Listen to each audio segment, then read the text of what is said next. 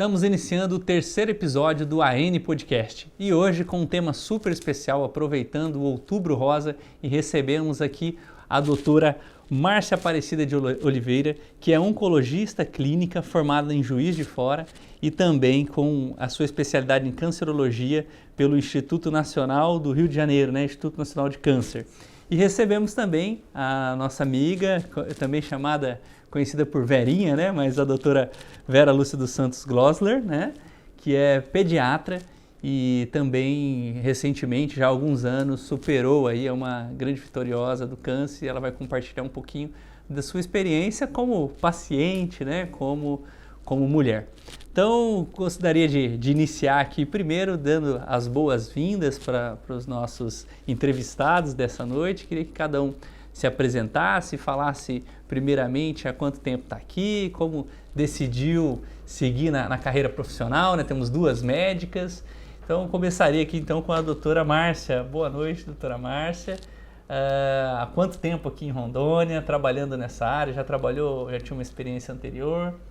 Boa noite, Diógenes. Primeiramente, é um prazer estar aqui hoje, então agradeço imensamente a oportunidade. Boa noite a todos. Eu não sou de Rondônia, sou mineira, me formei em Juiz de Fora, né? E estou em Rondônia vai fazer 11 anos. Vim para Rondônia pelo trabalho, foi o meu chamativo foi o trabalho. Foi quando eu recebi o convite lá, eu estava fazendo minha especialização no Rio de Janeiro, no Instituto Nacional de Câncer, e por amigos e tudo eu recebi o convite para vir conhecer, né, pela equipe lá do Dr. Olamir, que foi a equipe que montou o serviço aqui. Então a primeira vez que pisei em Rondônia foi em novembro de 2011. Então já veio para tratar, para exercer para exercer a profissão mesmo. E estamos aí até hoje. Maravilha. Doutora Verinha, quanto tempo aqui em Rondônia, Verinha? Primeiramente, boa noite, quero agradecer o convite. Eu acho que vai ser um momento muito importante, porque eu vou falar não como médica, né? Vou falar como paciente, ex-paciente, graças a Deus, né? E pela vitória que a gente teve, né? Eu tô aqui, eu sou de Santos, estado de São Paulo, e tô aqui em Rondônia há 29 anos somente. 29 anos, nossa. Cheguei aqui em fevereiro de 1993, né? Então, vou fazer já 30 anos que estou aqui. Eu vim para trabalhar, vim a convite de uma colega que tinha vindo um pouquinho antes. E cheguei aqui, encontrei o aconchego, né? Encontrei o hospital que me abriu as portas e acabei ficando. Né? Que maravilha. Faz parte aí da história do desenvolvimento da saúde do município. Com certeza. Doutora Márcia, até quando a doutora já veio para cá, já foi para tratar pacientes oncológicos. Acho que deve ser bem mais ou menos naquela fase que o serviço estava sendo iniciado. Já tinha quanto tempo de funcionamento a oncologia aqui, aproximadamente? Não, na verdade, o serviço estava realmente iniciando, né? Primeiro eles montaram o serviço e aí com a dificuldade de trazer profissionais, né, que era muito difícil, especialista nessa área na época, parece que o serviço já estava montado há um ano já e só estava esperando realmente os profissionais. Eles iniciaram a radioterapia em novembro de 2011, que o Dr. Olamir, ele é radioterapeuta, né? E eu terminei lá meus trabalhos no Rio de Janeiro, embarquei no Rio no dia 27 de janeiro e no dia 30 de janeiro de 2012, nós fizemos a primeira sessão de quimioterapia aqui, do interior do estado. E o que você imaginava quando veio para Rondônia para tratar câncer? Você surpreendeu? Qual foi a sua expectativa quando fizeram a proposta que você encontrou aqui? Ô Diógenes, eu não sei nem o que se passou na minha cabeça na época, entendeu? Porque eu falo que são umas coisas que parece que é um caminho que você tem que trilhar, sabe? Aquelas coisas que acontecem assim na vida da gente. Porque essa proposta de vir para cá, ela se difundiu lá, porque eu me formei lá no Instituto Nacional de Câncer, que é um lugar de referência, né, no Brasil, onde se forma a maioria dos oncologistas, e a gente conhece a galera toda lá, né? Então, aí a gente ficou sabendo que tinha esse serviço, tinha proposta na internet, um professor meu conhecia o dono, que era o Dr. Olamir, E a gente ficava, na verdade, que isso, ir para Rondônia, jamais imagina tratar câncer em Rondônia. Sim. Então, né? E a proposta chegou até mim, eu acho que umas 8 vezes, entendeu? Aquela coisa, no início, aquela resistência, eu já tinha trabalho no Rio, já tinha proposta de trabalho em outros locais, a coisa foi acontecendo, entendeu? De forma que aí o doutor Alamir falou, não, vamos, só para você conhecer, não é dessa maneira que você está pensando e tudo. E me pegou numa situação pessoal de vida também muito favorável, né? E eu sempre fui um pouco aventureira, eu confesso. Assim, eu gosto de desafios, sabe? E aí, quando cheguei aqui, fui recebida pelo Dr. Claudemir, pelo Padre Franco, na época. E a ideia, né, o projeto era muito lindo, né? E eu sou também bastante entusiasta, idealista e sonhadora. Ótimo, também. Então somos todos nós. Isso. Eu acho que isso que move o mundo, somos isso, idealistas. Eu também acho. A gente sofre bastante, né? Luta, mas eu acho que as coisas desenvolvem a partir daí. Isso. Então, assim, quando eu cheguei lá no Combone, não tinha nada. Tinha a ala da oncologia que estava montada, né? O doutor Lamir já tinha montado, com o aparelho da rádio, tudo bonitinho e tudo. Mas o resto do hospital era um vácuo, né? Não tinha nada. Mas aquilo era muito grandioso, muito imenso. E aí as pessoas começaram a contar a história de como que foi construído. E eu acho que, assim, naquele momento eu me apaixonei por aquela história. Você veio do grande centro, mas já se impressionou com a estrutura daqui. Eu lembro que eu tirei foto, assim, de tudo, entendeu? E aí cheguei lá no Rio, aí eu mostrava para os meus professores, eles falavam assim, nossa, mas isso em Rondônia?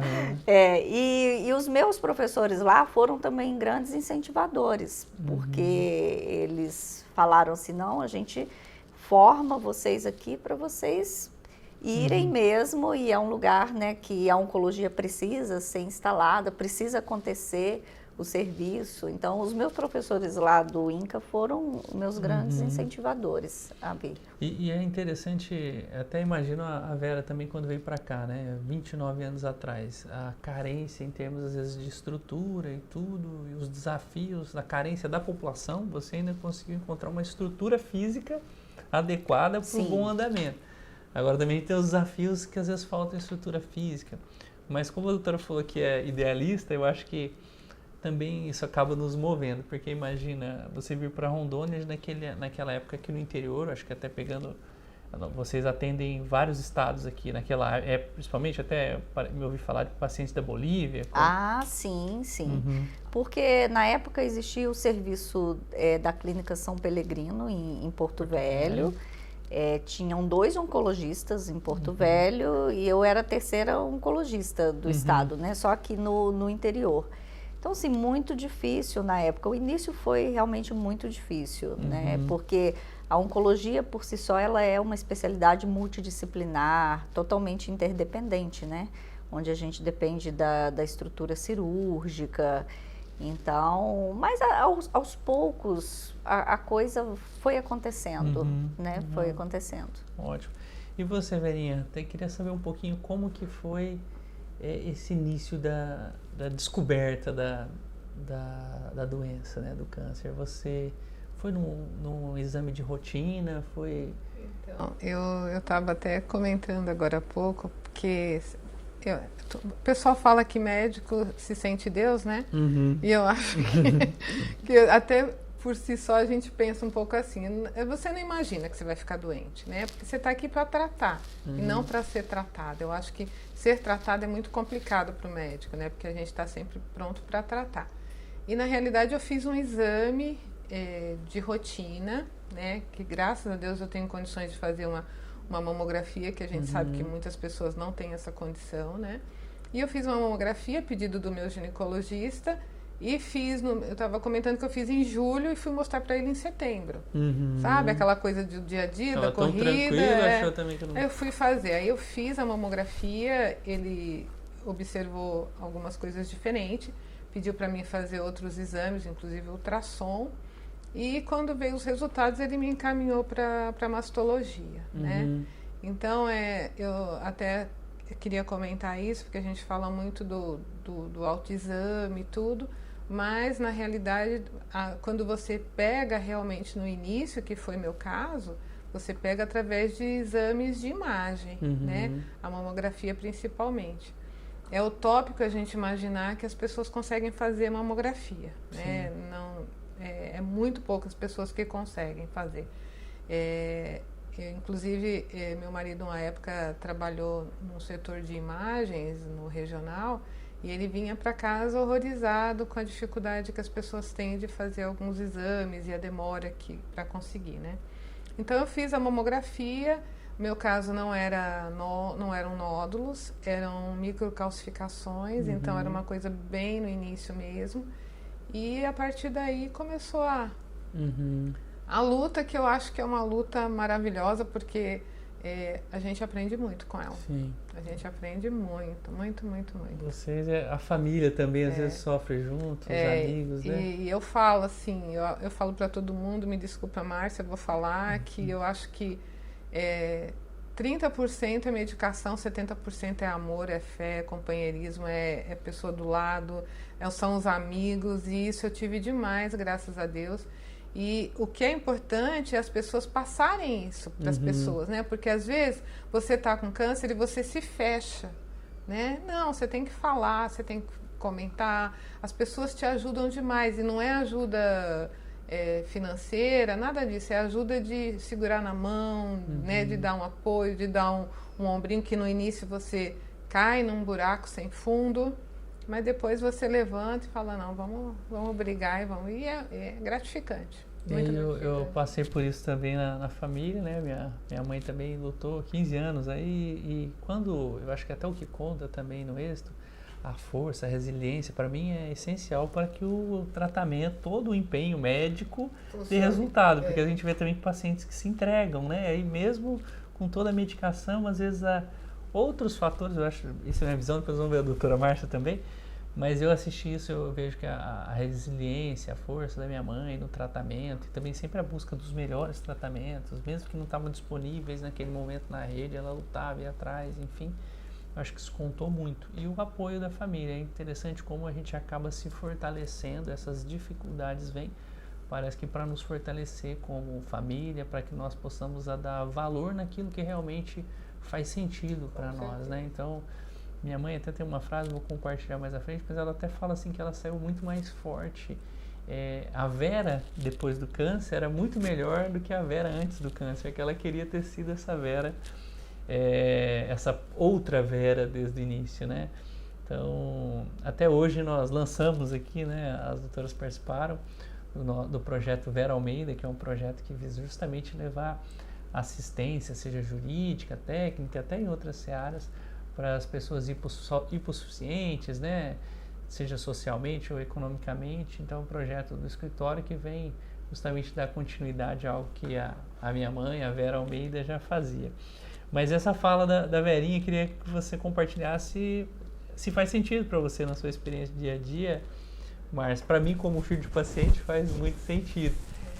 Talvez não em termos de percentual de exame, a gente está aqui jogando, né? A gente sabe que... Maneira, eu brinco, eu acho engraçado que vocês no consultório devem se deparar direto com isso, né? Que a Renata fala às vezes que a pessoa foi lá, tomou anti-inflamatório, passou medicamento, seguiu a prescrição, mas o que salvou foi a garrafada que ela comprou na fila. Aí fala, tomei a garrafada, ela não discute, ela fala, tomou a garrafada? Tomei a garrafada. E o medicamento tomou? Ah, tomei também. Não, então foi a garrafada.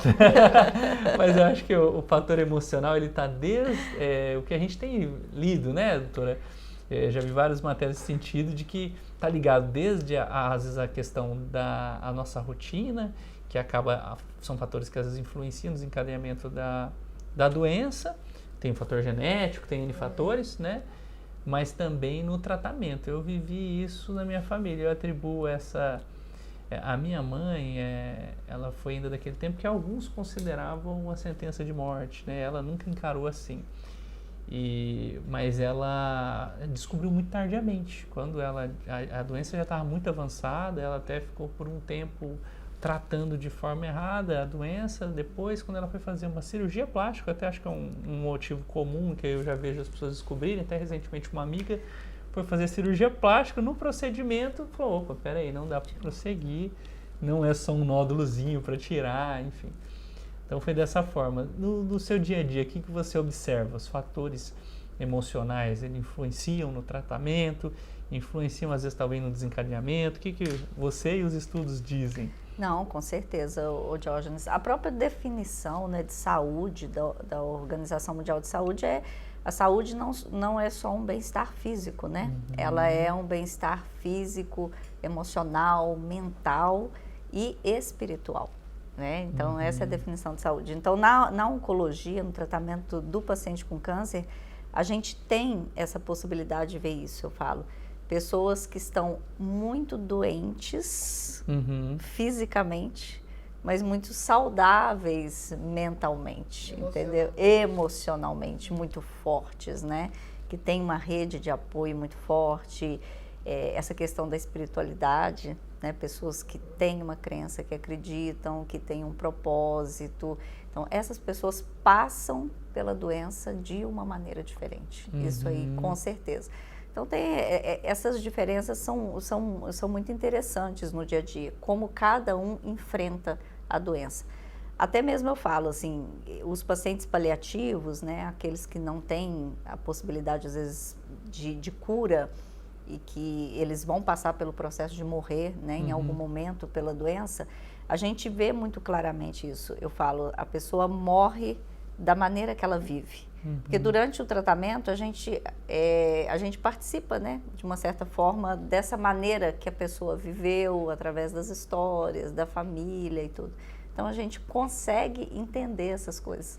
Para a gente é um aprendizado muito grande, né, para nós profissionais, assim, você começar a entender isso tudo, né, trazer para a sua vida.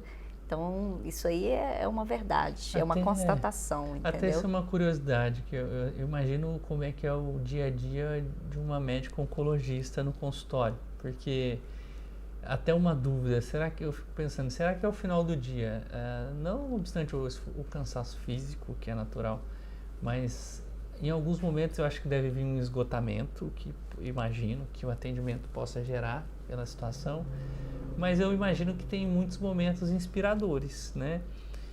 Como que é seu dia a dia? Porque são 11 anos aqui, 11 anos administrando pessoas o que eu ouço que é comum, né? Todo paciente no início tem aquele momento de negação. Sim.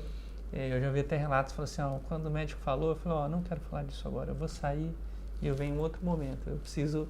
Outros já vêm em cara diferente, assimilar para depois... Aí eu fico imaginando você médica, como que é seu dia a dia, o final de um dia de trabalho? Na verdade, a gente vai aprendendo, né, Diógenes, a lidar com isso.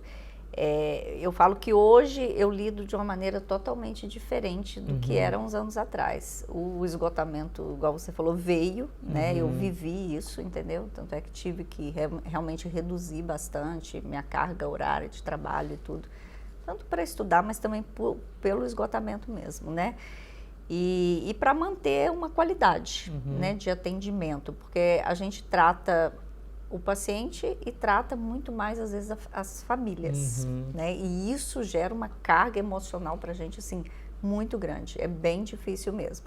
Mas uma coisa que eu aprendi é o que a Vera disse. Para o médico, é muito difícil a gente pensar que a gente pode estar um dia do outro lado. Mas eu aprendi a separar, entendeu? Eu criei uma barreira assim, é o meu lado e o lado dele. Então, assim, antes de uma certa forma, eu acho que eu até me culpava, entendeu? Bastante. Então, quando não conseguia curar um paciente, quando era um paciente jovem, aquele sofrimento, aquela coisa.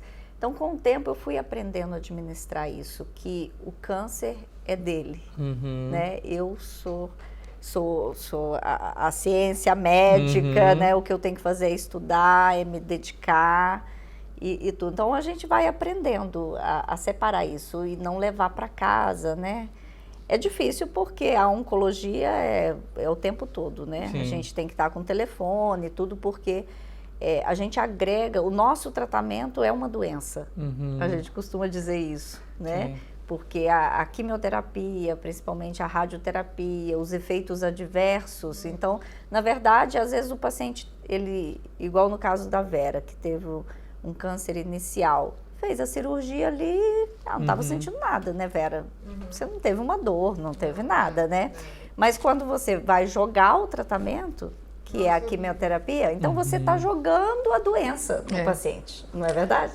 Eu acho que eu sofri muito mais na quimio do que em qualquer momento da minha vida, né? Porque assim, a quimio é devastante, né? Na realidade, né? A princípio, né? E você, cada vez que você vai lá, você acha assim, não, a próxima eu não aguento. Não, a próxima não dá. Mas dá. Né? E é assim, é tão no início, né? Porque elas são muito próximas uma da outra no início, né?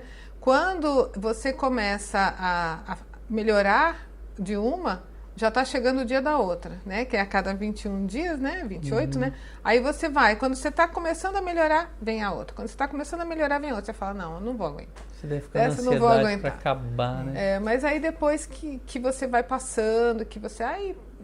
e você vai vendo... Bom, eu acho que o momento mais estranho é quando você tem a primeira, né? Eu acho que é a pior parte, que eu acho que você se conscientiza, realmente eu estou doente. Mas aí depois que você vai fazendo e você vai sentindo o apoio de todo mundo e o apoio também do pessoal. Nós vamos falar a verdade, o pessoal lá do hospital é maravilhoso, né? São pessoas maravilhosas, acolhedoras demais. Eu jamais vou esquecer as meninas que cuidavam de mim lá com o maior carinho, sabe? As técnicas de enfermagem que vinham com maior atenção, maior carinho. Então, são coisas que vão te ajudando, né? E você vai se levantando e você vai vendo que vale a pena, né? Tudo aquilo, todo aquele mal-estar que você sente, então vai valendo a pena. É muito... É interessante, é motivador quando você vê que todo mundo está torcendo, está lutando com você, está ao seu lado. É o isso sentimento que domina. Eu lembro que eu acompanhava minha mãe em algumas químios, eu acompanhei ela. E quando você tem esse acolhimento por parte dos profissionais ali da com saúde, certeza, te passa segurança também, É né? fundamental, né, Diógenes? A oncologia tem que ser, né? Tem que compadecer. Tem. Eu falo, tem que dar o telefone, você, justamente por isso que a Vera falou, você tem que cuidar disso, né? Você tem que cuidar do tratamento, você tem que cuidar das toxicidades, até porque o paciente pode morrer do tratamento, entendeu? Sim. Então, a gente tem essa preocupação, né? A gente tem que ter esse engajamento. E eu nesses anos, assim, a minha mãe, eu passei por várias fases, né, dela, assim. Foram vários tratamentos, então ela teve tratamentos que ela enfrentou com uma leveza um pouco maior, acho que a químio, né, não sentiu tanto quanto ela foi ficando cada vez mais fragilizada. E aí nas outras já foi muito mais intenso, já tinha que fracionar mais e tal. Mas eu lembro que mesmo nos piores momentos, minha mãe sempre, ela ia com muita fé para cada tratamento. Falou, não, e quando acabava eu estou curada. E aí tem um fato interessante que eu me recordo que ela estava afastada no INSS, né, por auxílio-doença, já tinha um tempo por conta, não tinha condições de lecionar e nada, que ela também era professora universitária. E estava em tratamento. Aí ela foi para uma perícia e o perito concedeu a ela a aposentadoria. Aí ela ficou indignada. Eu não estou inválida. E foi a primeira vez que eu vi alguém, não sei se tem alguém ou outra, que entrou na justiça. Ela entrou na justiça, eu tenho ação, pedindo que fosse modificado o benefício dela de aposentadoria por auxílio-doença. Porque ela não estava inválida para o resto da vida, que era uma fase do tratamento dela que ela ia superar e ela estaria curada. Você vê o nível dela de resiliência, de fé, e foi assim durante anos. E eu até acho, de verdade, que o desencadeamento da doença da minha mãe, agravamento, até o declive, vamos dizer assim, né? Ele ocorreu justamente não por questões só fisiológicas, mas eu acho que teve outros fatores emocionais externos que influenciou e você vê que coincide com fatos. Sim. Então toda essa resiliência de anos, de repente acontece um fato que atinge ela duramente, aí é quando ela afunda. A gente vê isso na prática, Diógenes, assim... cientificamente falando, a gente não pode falar que o câncer de mama, porque o câncer são várias doenças, né? E aí cada câncer tem seus fatores de risco e tudo. Mas o câncer de mama, A gente não pode falar diretamente que o fator emocional seja um fator de risco, né? Mas na prática a gente vê muito isso nas mulheres. Assim, a doença ser descoberta por um fator emocional, uma tragédia, algo assim, sabe? É como se fosse o start ali, o desencadeador, entendeu? A gente vê muito isso. Eu vi que foi mais no final mesmo, já ela tinha metástases e tal. E aí eu vi que isso pesou bastante. Mas até um fato agora, trazendo para autoestima também, que eu acho que é importante, né? Falando de mama. Eu me recordo que antigamente tinha um artigo que a gente leu, até minha mãe na época comentou muito sobre isso, sobre os índices das mulheres que faziam a mastectomia, né? E a extração total da mama e não faziam reconstituição de imediato, ou que demorava anos, que havia... Isso tem muitos anos que eu li, acho que tem uns 15 anos. Que ela comentou que o índice de pacientes que se agravavam porque não faziam era muito maior dos que não faziam. Você tem algum estudo, já ouviu alguma coisa relacionada atual sobre isso? Tem alguns, sim, algumas séries e tudo que mostram isso, entendeu? Mas justamente por conta dessa questão da autoestima, né? Do autocuidado. Então, assim, é um fator importante. Até por isso que os procedimentos cirúrgicos avançaram muito, né, nos últimos anos. Que antigamente eram aquelas cirurgias radicais, né, aquelas cirurgias mutiladoras. E hoje em dia não, né, que às vezes, e isso já foi estudado e a gente tranquiliza hoje as pacientes nesse sentido, que foi o caso da Vera, né? Não faz diferença em termos de cura você fazer um quadrante ou você fazer uma mastectomia, né? Às vezes o paciente fica com aquele pavor, falando, não, eu quero arrancar tudo, eu quero tirar tudo. Mas aquilo vai trazer uma morbidade para o paciente lá na frente, vai trazer sequelas, vai trazer consequências motoras, por exemplo, nos braços, né? Edema. Mas o paciente, aí entra a nossa obrigação, né? Porque o paciente naquele momento da fragilidade, ele pensa, não, arranca tudo, tira tudo, mas não é assim que funciona, entendeu? Então você pode pegar um tumor inicial, muito inicial, e fazer uma cirurgia mínima, né? Um corte mínimo, preservar ali toda a estrutura da mama da paciente. E isso faz muita diferença no resultado final. Mas isso é importante falar que, assim, eu acho que o contato médico-paciente, né? Porque, assim, a gente está numa maneira, a princípio, muito debilitada, emocionalmente falando, né? Então, quando você confia no médico, quando você consegue ter, né, aquela relação tranquila com o médico, se ele falar para você, olha, vai acontecer isso, isso, isso, você vai fazer somente isso e vai dar tudo certo, você confia, né? Então, a relação médico-paciente é muito importante, né? Muito importante. Então, eu acho que para nós, né, que somos pacientes, e isso a gente só se coloca quando a gente é paciente, né? Porque até acontecer tudo isso, eu era só a médica, né? E apesar de a gente tentar trabalhar da melhor maneira possível, talvez muitas das vezes eu não consegui me colocar no lugar da mãe do meu paciente, né? Talvez eu não tenha colocado. Então, hoje eu tenho mais essa sensibilidade de pensar, não, um dia eu estive lá, né? Então, eu vou tentar, né, tratar, assim, pensar nela como se eu fosse a mãe do meu paciente, né? Então, eu acho que é muito importante essa relação médico-paciente. E as angústias que você viveu, você acaba refletindo. É empatia, né? É empatia. E a oncologia tem interessante isso, né, que a Vera estava falando, que a gente está até tentando implantar isso agora, né? Essa questão de fazer o planejamento do tratamento do paciente, né? Quando você pega um câncer de mama e vai tratar aquele paciente, então o ideal é que aquele tratamento seja discutido antes, né? Aquele paciente seja discutido antes por todos que vão fazer parte daquele tratamento, né? O oncologista clínico, que vai cuidar da parte sistêmica de quimioterapia, o mastologista, que vai fazer a cirurgia, o radioterapeuta, entendeu? Então, isso também tem estudos que provam que a gente consegue curar mais, entregar melhores resultados, menos sequelas, entendeu? Relacionadas ao tratamento. Que é a discussão multidisciplinar, né? Na verdade, todo paciente deveria ser tratado assim.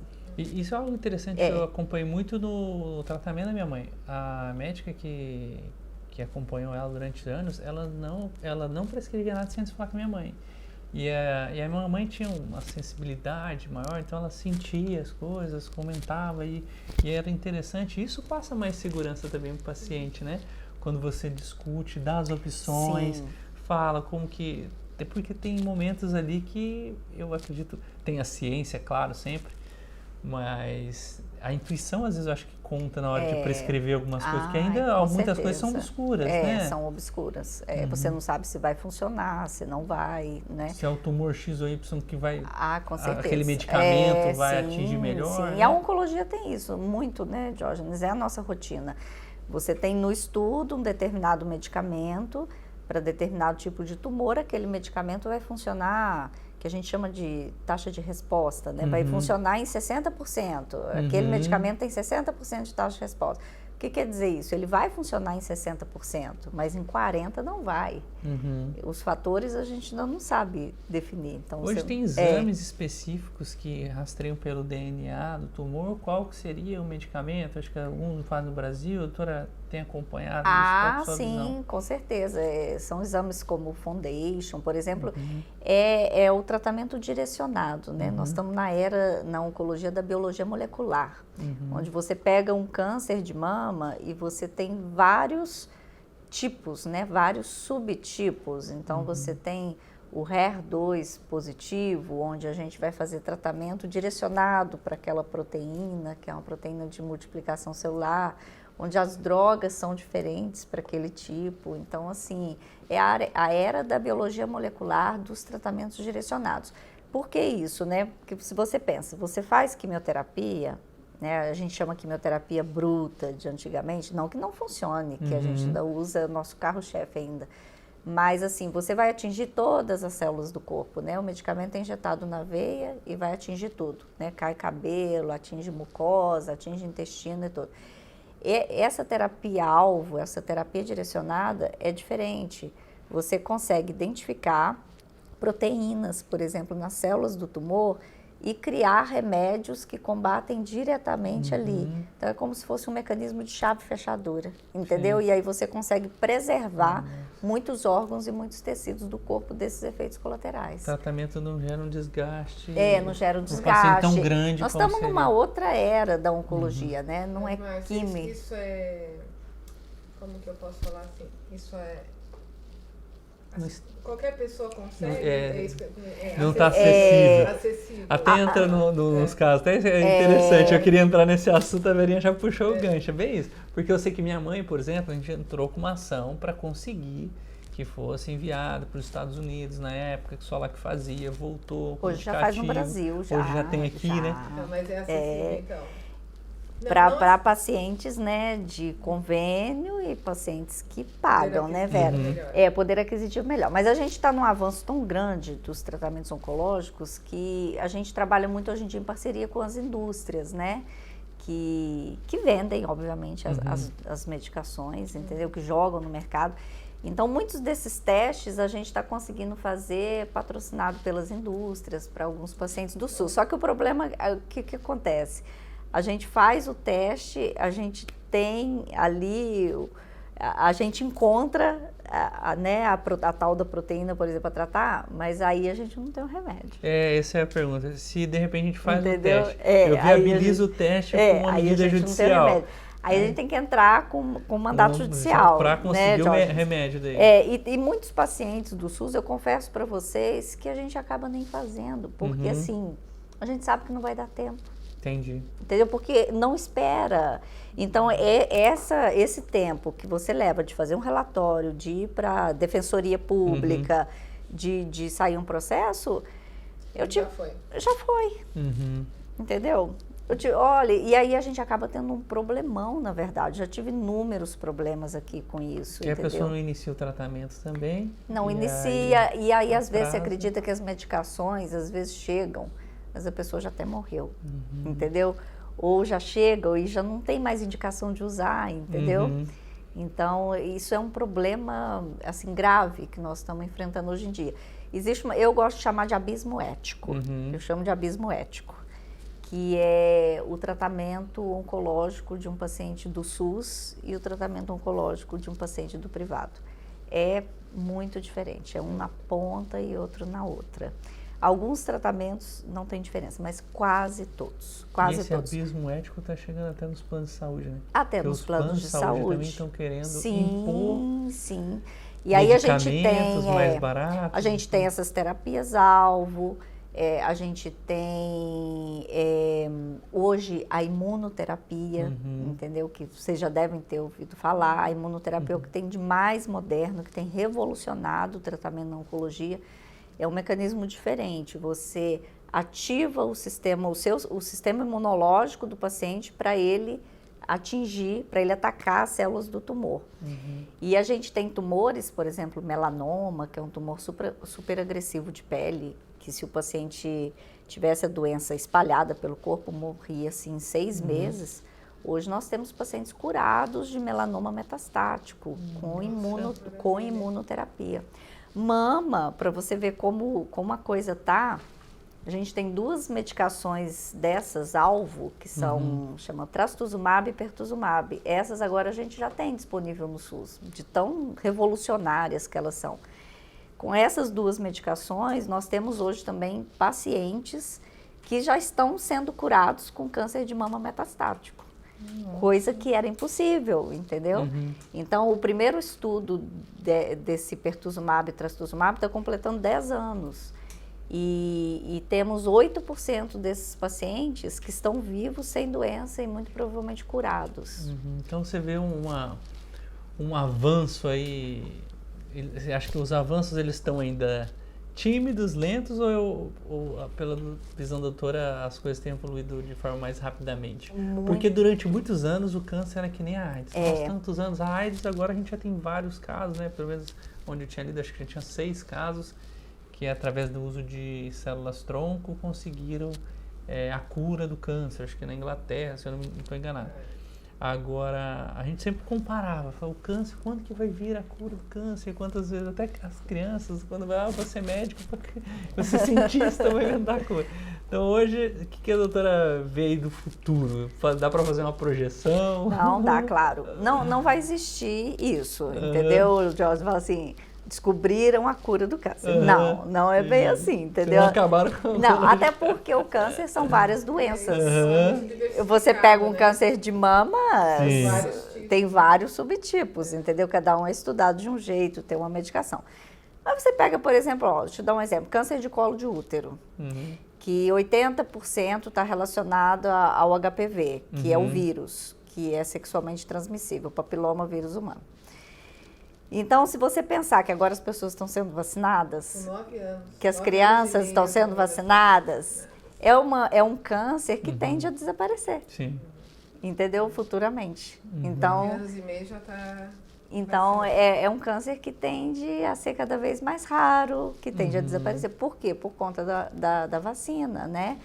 Essa questão que eu te falei de curar câncer metastático, isso pra gente é uma coisa muito nova, muito linda, entendeu? Que nós estamos muito entusiasmados com isso. Então, está evoluindo muito rápido, que é a pergunta que você me fez, muito rápido mesmo. Só que aí a gente está com esse problema do sistema público. Sim, Por esse quê? abismo ético. Porque as medicações são caríssimas, né, Diógenes? Uma imunoterapia, uma aplicação de imunoterapia é aí na faixa de 30, 40 mil reais. E o paciente faz a cada 21 dias, geralmente por 2 anos, entendeu? Então, é muito caro, Vera. Não tem quem pague essa conta, entendeu? Não tem quem pague. Então, a gente está vendo uma evolução já com diversos tipos de células cancerígenas, né? Diversos tipos de câncer. Diversos tipos de medicações diferentes, tratamentos. Agora, tem que torcer para que isso venha também, cada vez seja mais acessível, para que a gente possa dar uma perspectiva de repente, melhor, com o tempo, isso vai reduzir o custo, né? O custo vai reduzindo, de repente, né? Porque o SUS não vai conseguir realmente manter os pacientes com uma medicação, né, de 30 mil reais, né? Então, eu acho que o custo tem que começar a diminuir, talvez com, né? Sim, essas medicações, elas já têm, né? Tem os biosimilares que já foram lançados e um dos objetivos é esse. Então, a gente já tem alguns no mercado e tudo que é realmente aumentar o acesso. Mas ainda eu imagino que o principal fator para que tenha uma grande chance, uma boa perspectiva de êxito no tratamento ainda seja a descoberta precoce, né, da doença, né? Esse eu acho que é o desafio hoje, né? Esse é o desafio, é a conscientização, né, Diógenes? Esse é um ponto muito importante, eu acho que talvez seja até o mais importante, né, de estarmos aqui, porque igual a Vera falou, nós pegamos pacientes todos os dias de 60, 65 anos com diagnóstico, tumores avançados, e você vai fazer ali a primeira consulta na anamnese e você pergunta, mas a senhora já tinha feito mamografia alguma vez? Eu falo, nunca, né? Então, o acesso é difícil, mas a conscientização também. Por quê? Existem alguns tipos de câncer que você tem os métodos de rastreamento, né, que são definidos, que devem ser feitos, por quê? Porque diminui a mortalidade relacionada à doença. Não são todos os cânceres, né? Mama é um deles, próstata é outro, câncer de intestino com a colonoscopia. E falando de mama, quando a pessoa, claro que o autoexame, o exame clínico da mama, né, onde a própria mulher se palpa, ou então o médico, né, vai palpar a mama da paciente, é importante se descobrir um nódulo ali. Mas o autoexame e o exame clínico, se você deixa para descobrir nessa fase, você já vai pegar um tumor acima de 2 centímetros, em mais de 80% dos casos. Em média, quanto tempo já que ele desenvolveu? Aí depende do subtipo, porque tem alguns que desenvolvem muito rápido, outros têm um crescimento mais indolente, entendeu? Às vezes você pega uma senhora, né, as pessoas têm aquele pudor, que falam que aquele nódulo estava ali há 10 anos. Aí, de repente ele começou a crescer, entendeu? Então, assim, mas o exame clínico e o autoexame, eles não são considerados métodos de rastreamento, entendeu? Assim, somente eles, né? Eles não excluem a necessidade do exame radiológico.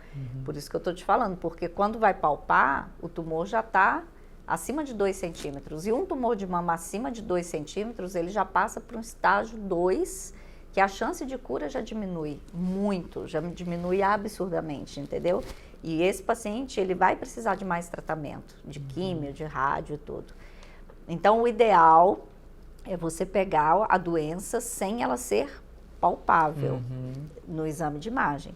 De preferência, como a Vera descobriu na mamografia com as microcalcificações, que nem chegam a ser nódulos formados, entendeu? Por isso que a mamografia é o exame preconizado de rastreamento ainda, porque ela consegue detectar essas microcalcificações, que é o estágio mais inicial. E quando fazer o ultrassom? Porque tem essa discussão, eu estava vendo recentemente, até a provocação que se fazia era o seguinte, que a mamografia, hoje, claro, a gente tem aparelhos de mamografia muito desenvolvidos, né? Mas a crítica que se fazia era que o SUS, ele até preconizava algumas margens de idade, de frequência, porque é o que o sistema público conseguia alcançar. Então ele tinha que criar ali barreiras para orientar. E que seria inviável o ultrassom, porque é um exame médico dependente, ele acaba tendo um custo muito maior, mas que talvez seria o ideal. Quando o ultrassom, quando mamografia, ou a mamografia é suficiente, ou depende do aparelho? Isso é extremamente importante também. Um exame de rastreamento, para ele virar um exame de rastreamento, porque a gente está falando de população geral, a gente está falando de SUS. Então, ele tem que ser custo efetivo, é igual você está falando. Ele tem que ser custo efetivo, ele tem que ser barato. Não adianta você querer criar um exame de rastreamento que exige anestesista, que exige centro cirúrgico, não vai funcionar, né? Então, ele tem que ser custo efetivo. Então, assim, a mamografia é um exame custo efetivo, né? É um raio-x das mamas, um exame relativamente barato, mas a mamografia, ela não basta em algumas situações, entendeu? Ela é o que foi estudada, através dos estudos e tudo, ela é que foi padronizada como rastreamento. Mas isso é muito importante a gente orientar, porque a gente pega muito isso. Paciente que, né, a mamografia acima dos 40 anos anualmente. E por isso que a importância de você individualizar o cuidado, estabelecer um protocolo de rastreamento para cada pessoa, entendeu, Diógenes? Isso é a importância do médico, é a importância do examinar, do conversar. Então, não é simplesmente o paciente ir lá fazer a sua mamografia, entendeu? E depois mostrar para o vizinho, falar assim, deu aqui BIRADS 2, mostra lá para o seu médico, tá tudo bem. Isso é muito perigoso, entendeu? Porque a mamografia, como ela é um raio-x, ela não é um exame bom para ver nódulos em mamas jovens, em mamas densas, que a gente chama, né? Porque a mama jovem, ela tem muita glândula, ela tem muito mais glândula e menos gordura. Então, ela é uma mama densa. Nisso que bate ali o raio-x, você vê só aquele borrão branco, entendeu? Então, os nódulos, eles ficam obscurecidos ali, eles não aparecem. Então, a mamografia não é um bom exame para ver nódulo em paciente jovem. Por isso que, antigamente, a idade era acima de 50 anos. Que ainda é por algumas organizações, entendeu? Para você começar a fazer a mamografia acima de 50 anos, justamente porque em mama muito jovem, entre 40 e 50 anos, quase não aparece nada. Aí entra o ultrassom, entendeu? Então, nessas mamas densas, nessas mamas jovens, não dá para fazer só mamografia, porque você é boa para microcalcificação, igual falamos, mas às vezes a doença, ela não aparece na fase inicial como microcalcificação, ela já aparece como nódulo. Entendi. E isso não vai ser visto na mamografia, mas vai ser visto no ultrassom. Vai ser visto no ultrassom. Então a gente só pega... o médico para determinar. Diógenes, só. Né? Então essa questão do rastreamento, é claro que a gente fala em termos populacionais, mas isso tem que ser individualizado, entendeu? Isso tem que ser individualizado. Então, a gente pega muito caso, assim, de pacientes que chegam, às vezes, com nódulos grandes e revoltadas. Porque elas falam assim, mas eu fazia mamografia, entendeu? Eu fazia mamografia todo ano. Tinha que ter feito ultrassom. Tinha que ter feito uma consulta. Tinha que ter feito uma consulta. Tinha que ter feito uma consulta com isso, o médico. Entendeu? Tinha que ter feito uma consulta. Pegando o gancho aí dos exames de imagem, por exemplo, não é só mamografia e ultrassom. Hoje a gente tem a ressonância das mamas, que é um exame também que detecta com muito mais precisão.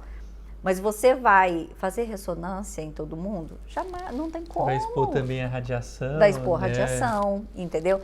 Mas a gente tem algumas situações individualizadas e tudo que precisa ser acompanhado com ressonância, né? Mulheres muito jovens, a mama densa é uma indicação.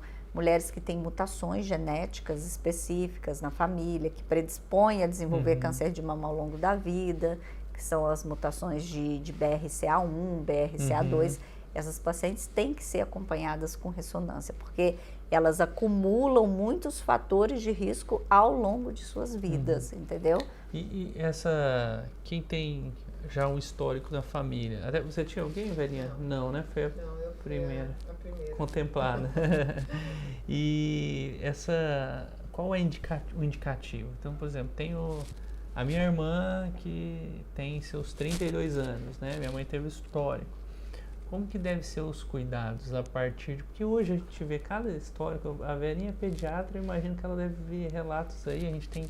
Aqui no centro oncológico mesmo, nós temos uma ala só para crianças, câncer de outras naturezas também.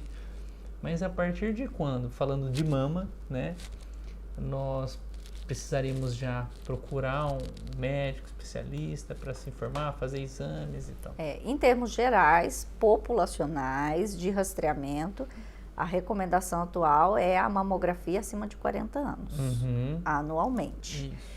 Os outros exames, ultrassom, ressonância, é igual eu estou falando com você, individualizados. Mas geralmente, nas mamas jovens, densas, não basta mamografia. O ideal é fazer os dois, mamografia e ultrassom, tá?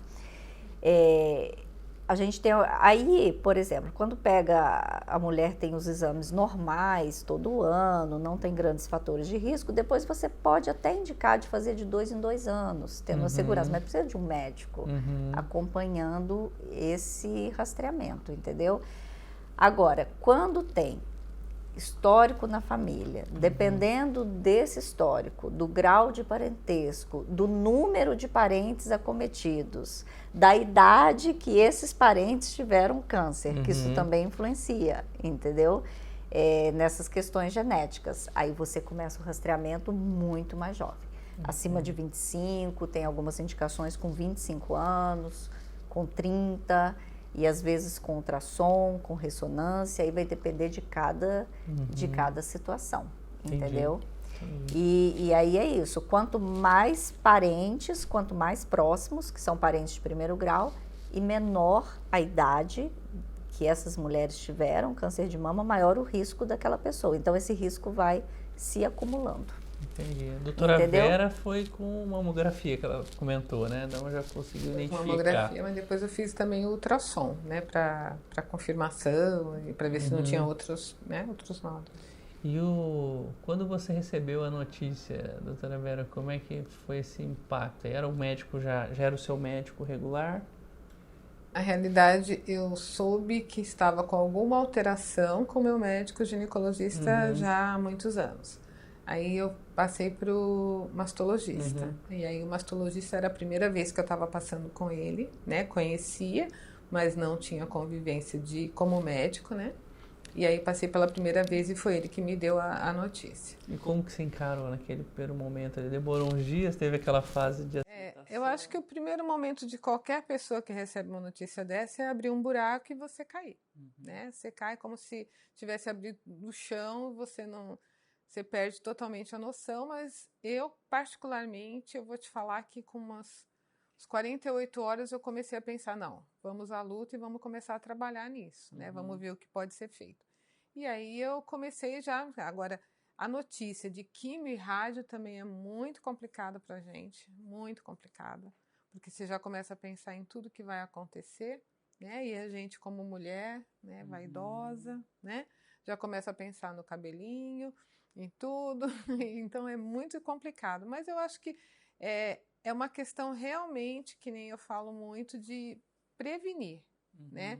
A gente tem muita ideia, não é só na oncologia, em qualquer momento, a gente tem muita ideia de tratamento de doença, a gente não tem ideia de prevenir para não ter a doença. Ninguém vai ao médico para ver se está tudo ok, todo mundo vai ao médico quando está doente, isso daí é muito complicado. Eu fiz num momento realmente de prevenção. E eu acho que é isso que a gente tem que se conscientizar. Mas depois que você passa pelo momento de mais turbulência, que é a notícia, depois você, que nem eu falei, que a gente encontra médicos que vão te acalmando, vão te passando, né, uma energia, e você vai conscientizando que vai dar tudo certo. E tem a família, né? E eu me recordo quando eu recebi a notícia também que a Verinha, né, que era assim carinhosamente chamada no hospital pelos médicos, amigos, e foi uma comoção geral, né? Todos os amigos, o Marcos mesmo, Azevedo, ficou assim, nossa, como é que tá? Vamos ver, se informar, e assim a gente vê que vê uma corrente, né, de energia positiva. E eu recebi de todos os lados, entendeu? Todos os lados, as pessoas me ligando, perguntando o que eu queria, o que eu precisava, que não sei. Então foi muito... E eu acho que isso é importante para a gente, até para a gente ter noção de que a gente existe, que as pessoas gostam da gente, né? Isso é muito legal, isso é muito bom. Então, é o que a gente estava comentando até ali, quando você estava falando do teu projeto, que eu achei lindo. Na realidade, aquilo que passa com a gente é para melhorar só, sabe? Eu acho que eu melhorei uns 80%. Não vou falar 100%, tá? Que a gente não melhora. Melhorei em 80% como pessoa, como ser humano. Eu até tirei um texto da minha mãe, que eu identifiquei até ontem, né? Que ela falava um trecho, ela falava assim: o câncer foi uma experiência boa na minha vida. Me tornei um ser humano, um ser muito melhor comigo mesmo. Posso até ser a mesma com os outros, mas como eu gostaria de ser totalmente esta nova Vera, que foi o que eu comentei há pouco, né? Então, e para nós como família também foi uma experiência assim que acabou lição, nos unindo, né? Em torno do propósito da cura. Eu vejo até como meus irmãos, a família em geral ficou muito mais, a doutora Márcia falou também que isso é comum, né? Ficaram muito mais temente a Deus, se voltaram a Deus e começaram a... Porque você começa a buscar forças também, né? Sentido, onde que está o sentido da vida. E foi um momento, assim, de união da família, ver como a gente saiu melhor. A gente aprendeu e cresceu.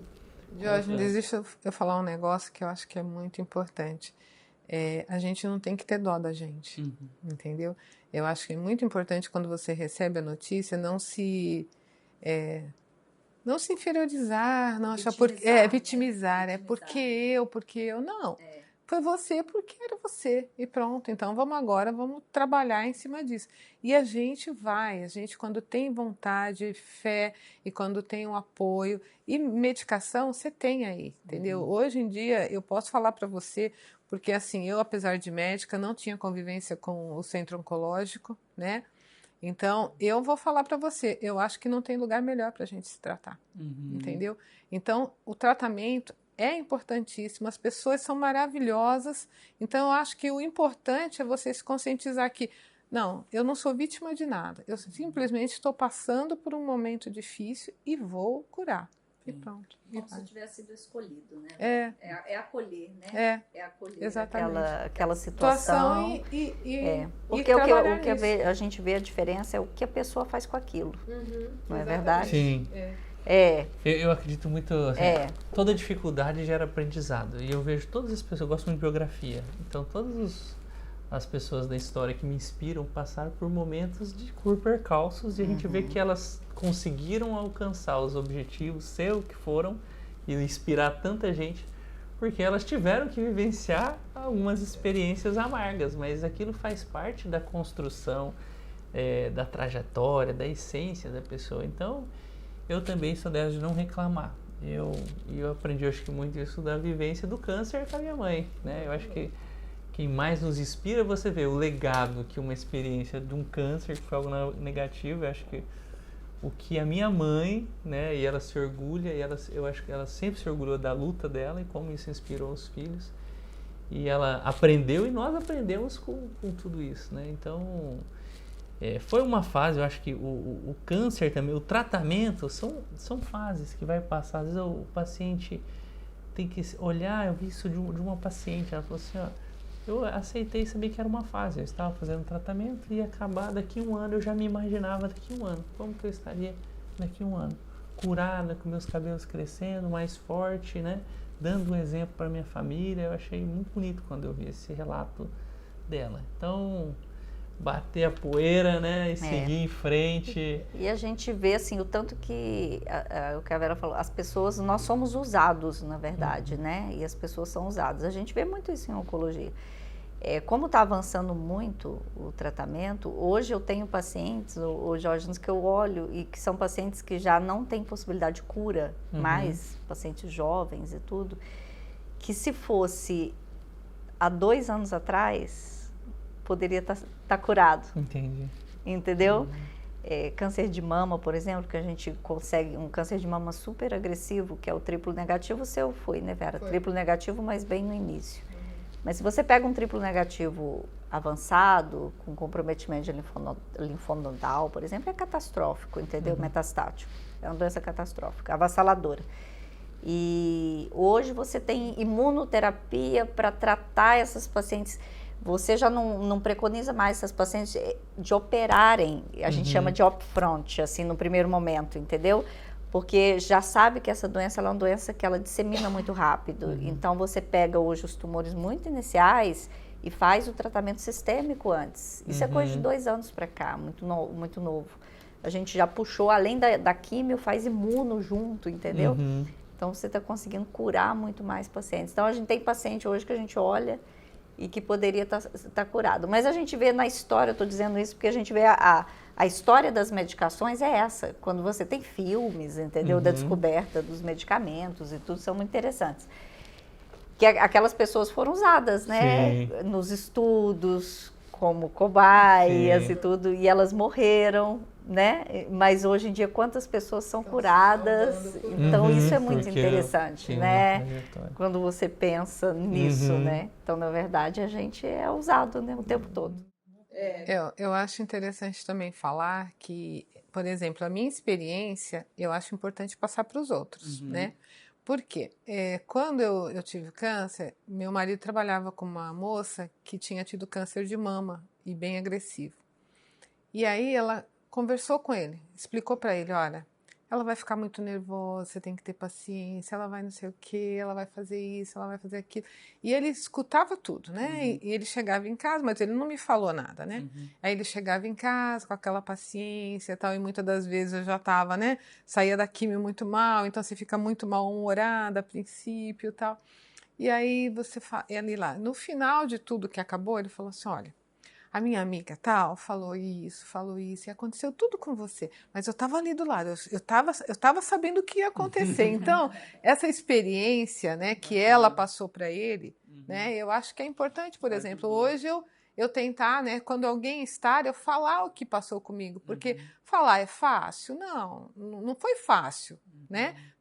É difícil no início, mas passa. Né? Passa. Eu falo que nem o parto normal, né?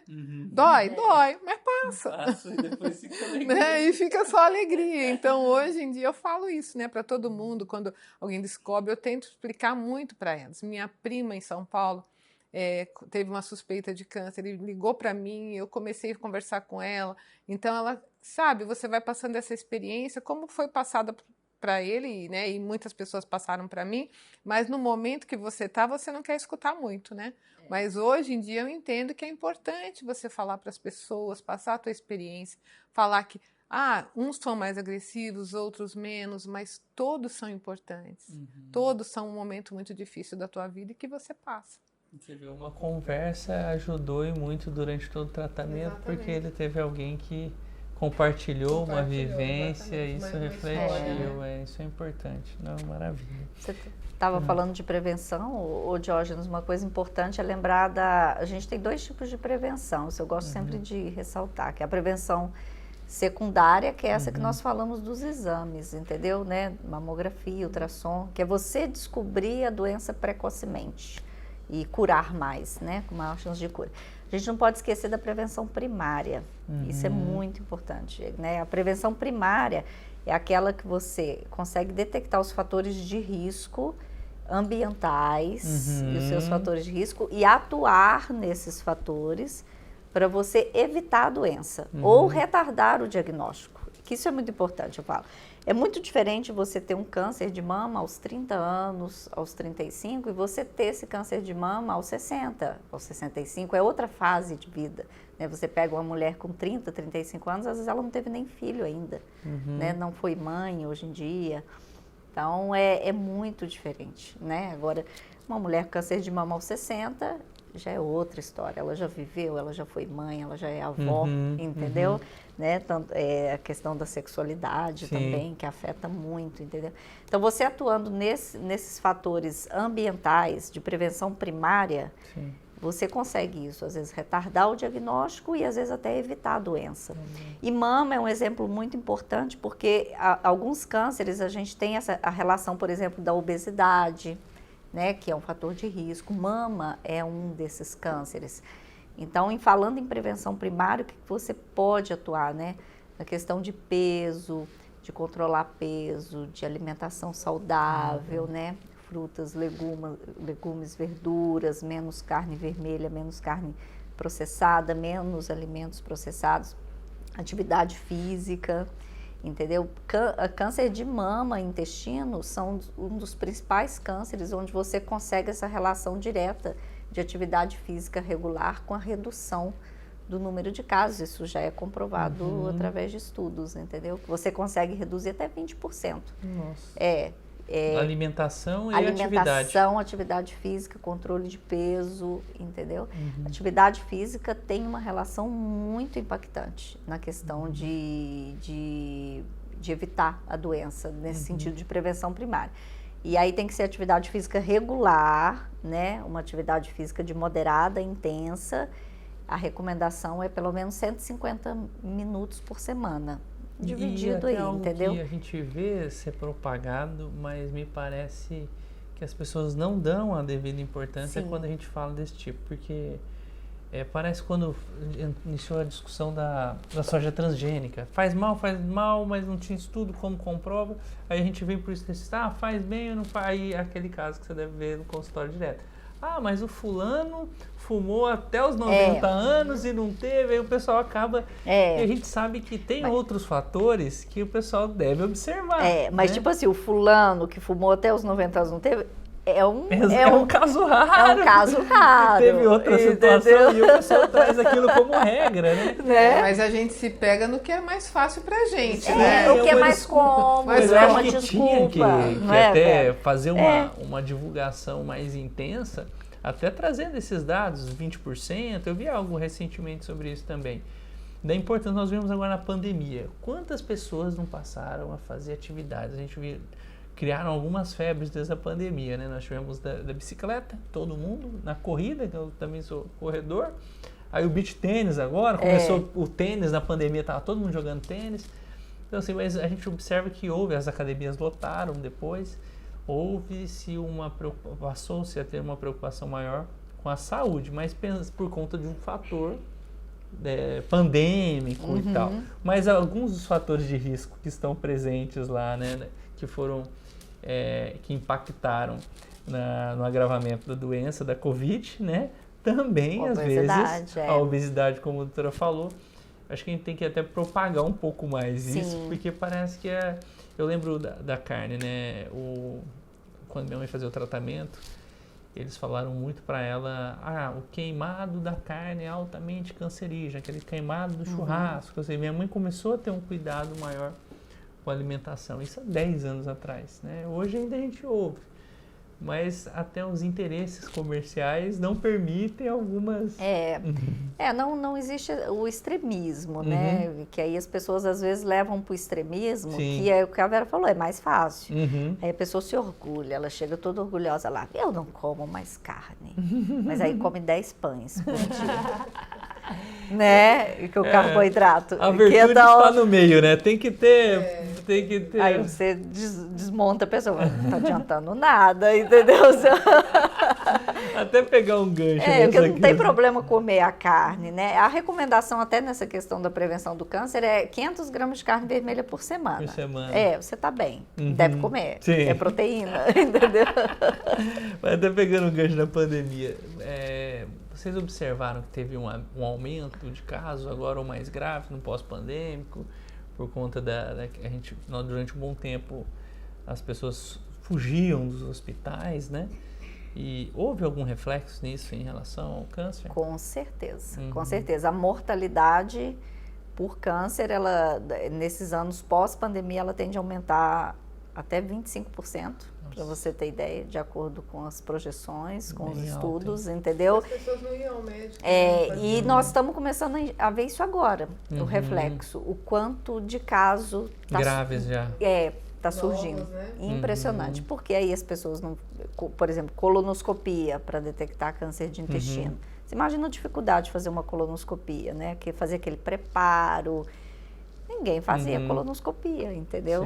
Então, esse reflexo está acontecendo principalmente agora. E casos mais graves, mais avançados. Mortalidade aumentou. Ninguém ia no hospital. Não, ninguém fazia mamografia. E agora vai vir com certeza, vai vir o reflexo de tudo isso. Já está vindo. Tivemos uma aula aqui hoje. Eu aprendi bastante também. Eu acho que estamos chegando ao final, aí o tempo passou voando.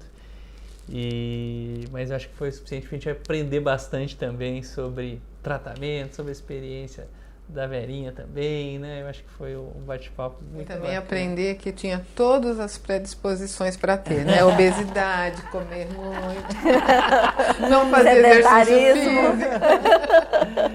Eu queria agradecer aqui as nossas convidadas, mas antes de despedir, queria abrir os nossos microfones aqui para você deixar um recado para quem nos acompanha, ou também as suas considerações finais, doutora Vera, ou Verinha, como chamamos carinhosamente. A única coisa que eu quero é realmente colocar a minha posição como paciente de que o importante é realmente a gente prevenir, a gente fazer os exames o mais regularmente possível, confiar no seu médico, ir ao médico frequentemente. E se acontecer com você, não pense 2 vezes. Vá, faça o seu tratamento, pense positivo, porque realmente passa. É doloroso o início, é complicado, é sensível para a gente, mas passa e a gente fica muito bem. E só tem gratidão a Deus para tudo que a gente recebe. Lindo, parabéns, Verinha. Obrigado aí por compartilhar sua experiência. Doutora Márcia, também mais uma vez obrigado, muito esclarecedora aí, sempre, várias pessoas já falam, doutora Márcia é muito estudiosa, você vai adorar. Eu falei, não, já ouvi falar muito. Obrigado aí pela disposição, sei que sua agenda também é corrida. Queria abrir para as considerações aí finais, se quiser deixar algum recado também para quem nos acompanha. Estudioso a gente tem que ser, Diógenes, porque a oncologia, eu tenho um professor meu que fala assim, se você for no seu médico e ele não souber disso, não estudar, troca de médico. Né? Não tem jeito. E a oncologia realmente está uma loucura, né? Está uma loucura, assim, essa questão das drogas. Então, a gente tem que tratar sobre a questão dos efeitos adversos, manejo. Então, nós estamos tendo que parar para estudar mesmo, sabe? Bom, eu queria agradecer por essa maravilhosa oportunidade de estar aqui com vocês, com a Vera.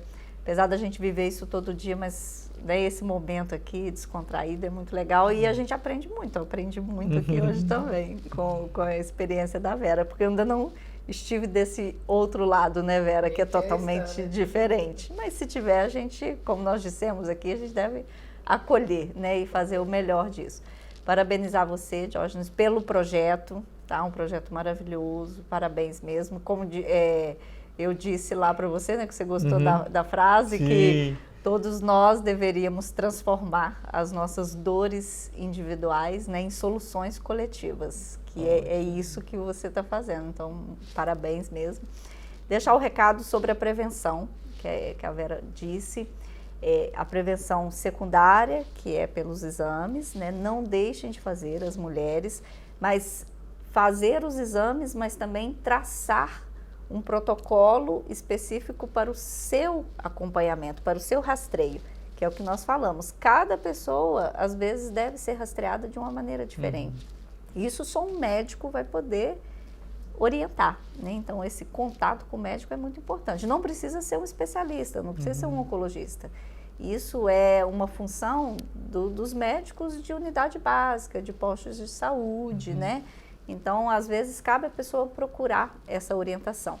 E sobre a prevenção primária, claro, que é o que a gente pode fazer. Então, eu tenho isso na vida. Acho que a gente tem que fazer a nossa parte, né? Então, essa questão da atividade física, de controle de peso, de alimentação, você está fazendo uma poupança. Às vezes, você vai ter a doença, mas pensem nisso. Você ter a doença com 30 é diferente de você ter a doença com 40, com 50, com 60, com 70. A resposta totalmente diferente. Você ganhou vida, a gente chama vida livre de doença. Né? Muito obrigada, isso que é importante. Obrigado. Então, mais um podcast aí com muito conhecimento e eu tenho certeza que várias das informações que nós tratamos aqui hoje pode fazer muita diferença na sua vida. Aprendemos aqui que primeiro hábitos saudáveis, sempre mente são, corpo são. Então você só tem a ganhar, inclusive na prevenção de doenças como câncer. Procure também sempre o seu médico e faça exames preventivos. Eu aguardo vocês até o próximo episódio do AN Podcast.